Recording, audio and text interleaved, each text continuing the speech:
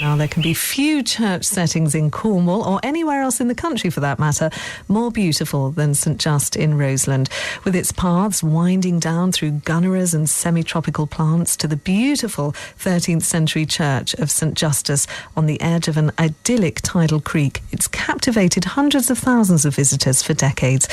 While adding to the charm of the place, local legend even has it that Joseph of Arimathea brought Jesus to Cornwall and that he landed at St Just in Roseland. But even as a place as popular and beautiful as St Just in Roseland, it sometimes needs our help. And BBC Radio Cornwall reporter Stanley has taken our satellite van out to the church by the water this morning, and he joins us now. Morning to you, Zach. Good morning, Donna. Yes, it really is a magical setting here, like something from a picture book.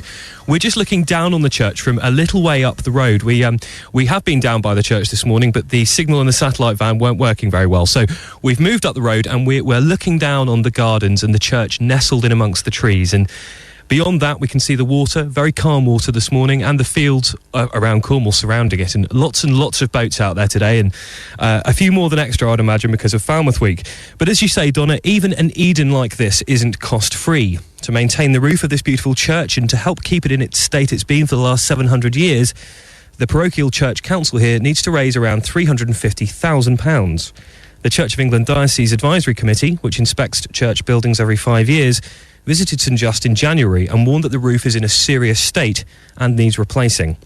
A little way down from where I am inside the church, a service is taking place at the moment, but joining me here overlooking the graveyard and the gardens is one of the Roseland's more distinguished residents who's getting behind the church's fundraising drive. Baroness Judith Wilcox is currently Parliamentary Secretary for Business Innovation and Skills and had a long and successful career as a West Country businesswoman before she entered the House of Lords as a Tory peer. Good morning, Judith. Good morning. So why does this church matter so much? It matters because this really is a community.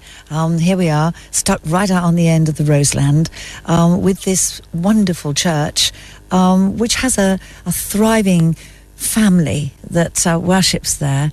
But of course, it's not a huge family, but we do have an enormous amount of visitors that come.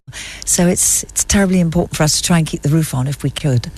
And it's not just St Just in the Roseland, you also serve St Maur's just around the corner. Yes, it's our parish church, and so it's also, as you're going to describe, I know how beautiful, it's where everybody wants to come and get married. And of course, under the new rules, people can come and get married, which is wonderful. But we need a roof on it if people are going to come in and have a service without getting wet. So we're in real trouble at the moment. You wouldn't want some rainwater dripping on your wedding dress, would you? Not really, no. Of course. Now, Baroness, back to the church. Will you be carrying a collection tin up to the Lords to see if any of your colleagues will chip in for the roof? Well, yes, we're lucky that quite a few, I think 4 of my colleagues come from the Roseland, and of course Matthew Taylor, who was recently the Member of Parliament for what is now Truro and Falmouth. He's just entered the Lords, so I shall be getting hold of him pretty quickly, I can tell you, to see if he'll buy a slate, a £10 slate. That's what we're looking for people to buy. I'm sure he'll be only more than willing to do that. Now, has faith been important in your career? What kind of place do you give it in your life? What prominence? Well, I was educated by the Church of England nuns in Devon and at Wantage from the age of 3. So as far as I'm concerned, it's home, it's my community, and it is the bedrock of my life, my family's life. And so having a church like this, which is a community, which is a family, is wonderful for me, especially as I have to be in London at the moment to work a lot. So when I come home, it really is coming home to my church, is coming home to my family. Baroness Wilcox, thanks so much for sharing your time with us this morning. And a reminder that the church here is looking to raise a whopping £350,000 over the next 2 years. That's about 35,000 slates that are needed for the roof on the church. The committee is asking people to sponsor a slate for £10 each. Given the beauty and charm of the setting here, one imagines that if any church can do it, St Just in Roseland can. OK, absolutely.